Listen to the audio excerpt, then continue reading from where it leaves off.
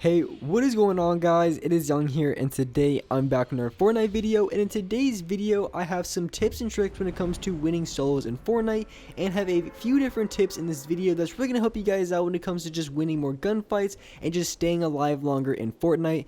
And before we get into the video, I have a V-Buck giveaway. If you guys want a chance to win some free V-Bucks, all you need to do is to drop a like on this video, make sure you guys subscribe to the channel, turn on my notifications, and leave a comment down below of your Xbox gamer tag, your PSN gamer tag, or Epic account. And as well, if you guys don't already, make sure you guys have me added and supported as a creator. It's super simple to do. All you need to do is go to the item shop, then just tap X and hit support a creator, and then type in my code. It's the same as my gamer tag. Just type in Young Humor and you will have me added and supported as a creator. And alright guys, let's get right to the video. Alright, so in this video, I'm going to give you guys some tips and tricks on solos, and specifically in solos, there's one thing in this video that pretty much I never do in any other video, and that one thing being, so I'm going to show you guys pretty much a lot of this gameplay, but pretty much after I left Tilted Towers, I headed over to Loot Lake, and in a lot of my gameplays, I don't ever show myself getting knocked, or pretty much if there's a really long gunfight, maybe the gunfight drags on for 2 or 3 minutes, then of course, I'm going to cut it down and not show it all. But there was one fight that I had at Loot Lake where, I kid you not, it was like a 2.5 minute fight. I burned through all of my mats, and then I ended up not being able to fight that team.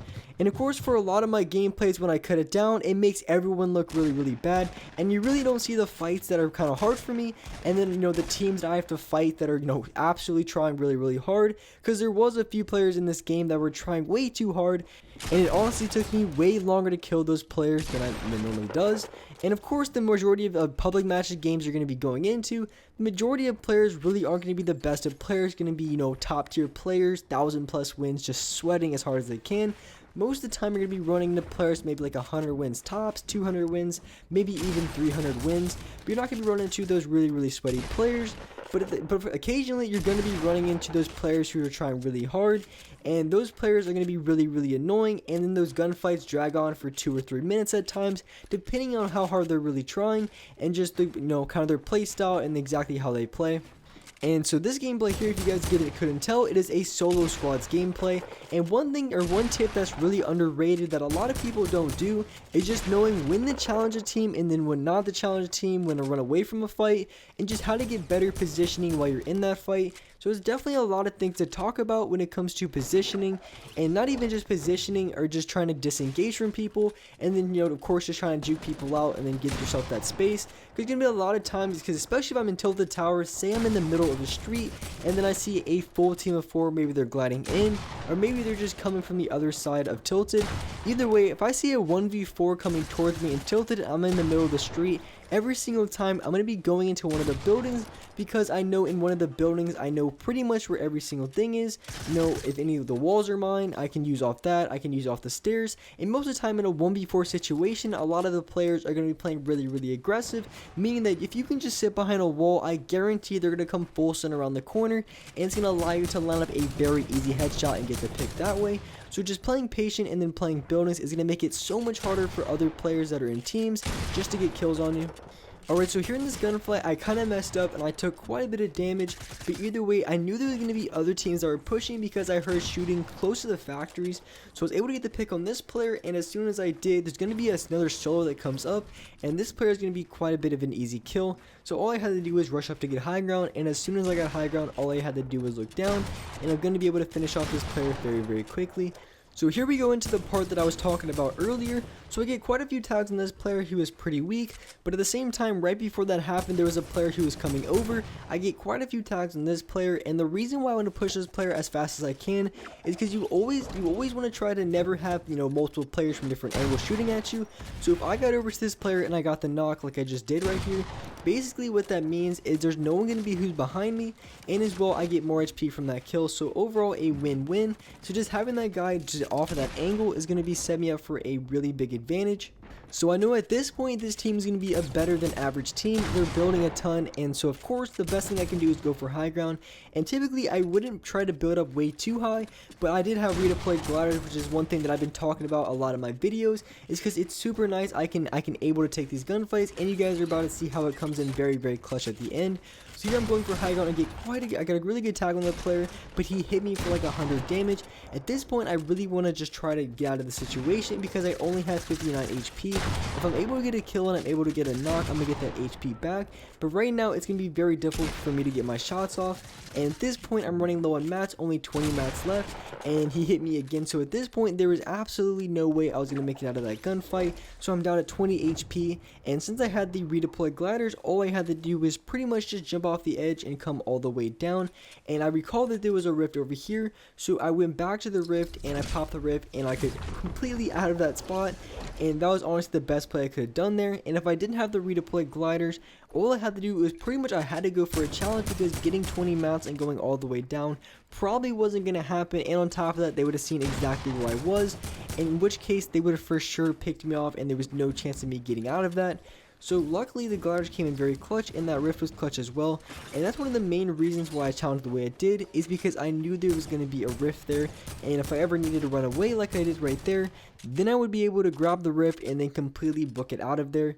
And so that's just really an underrated thing in this game, a really underrated tip. It's just you don't have to challenge every single gunfight, and if you're going up against a team who might be a really good team, you know, a lot better than average. Of course, if I was fighting these players individually, no doubt I could have picked them off each one by one, but just because they were just all building a ton, coming from different angles, and then just getting 100 damage shot on me, it was going to make it very difficult for me to get the kill on them.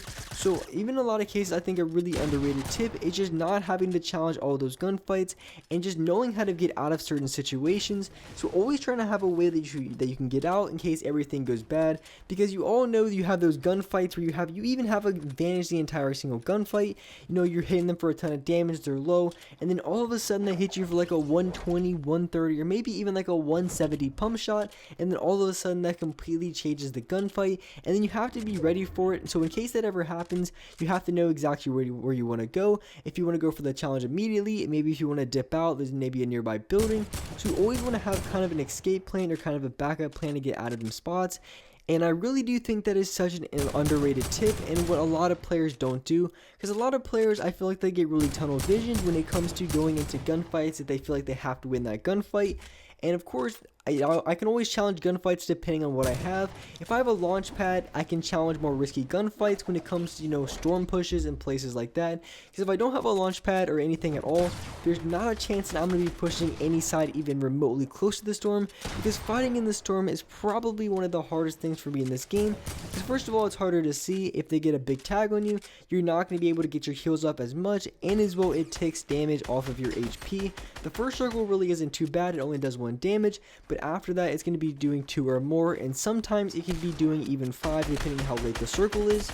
And really the best thing that you can do is, if you want to get out of a situation, maybe you want to get out of that spot, honestly the best thing that you can do is just reposition yourself, and that could be doing anything for going for high ground. So maybe you're on low ground, you're getting shot at, maybe you could try to go for high ground, maybe you could just try to run away, maybe you could try to go through a building. So just trying to move out of that spot and then go to a different one.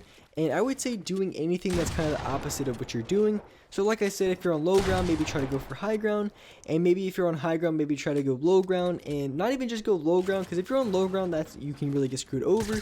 So when you go low, you also want to try to change your position. So maybe you go low ground, and then you want to, if you were challenging from the left, then the next time you challenge, you want to come from the right. Just try to switch it up, and that's really going to get a lot of players in this game and set you up for a huge advantage in the gunfight if you're just challenging from different angles. Because if you keep challenging from the same angle, it's going to be very predictable. And a lot of times these players in the game just have the most crazy bloom. They're hitting headshot after headshot.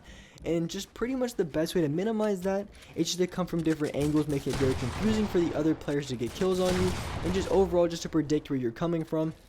And lastly, the last thing that I want to touch about on this video, so when it comes to the end game, and the best way to play it is, honestly, you have to be able to challenge very quickly. And what I mean by that is you don't want to wait until the zone is already coming in to go for a challenge. So you want to rotate to the zone early, or you want to be able to go for the challenge immediately, because if you wait till the zone starting to come in, it's going to be very challenging for you. And of course, you might have a little bit of leeway if you have a launch pad or something like that. You can work around it. But honestly, the best way to do it is either just rotate to the next zone early, or maybe just to go for a challenge right then and there, because you kind of play it kind of slow and then you wait for the zone to come in. It's going to make it 10 times harder because you have the zone to worry about, and as well you have the other players who really, most of the time, these players don't even care. They're just going to be running straight into the zone to fight you, and it's really not a gunfight that you want to have. And with that being said, that's wrap up for this video. Hope you guys enjoyed this video. Hope you guys liked it, and if you guys could, drop a like in this video. Make sure you guys subscribe to the channel if you haven't already. Turn on my notifications to be notified for every single new video. And alright guys, I'll see you next video.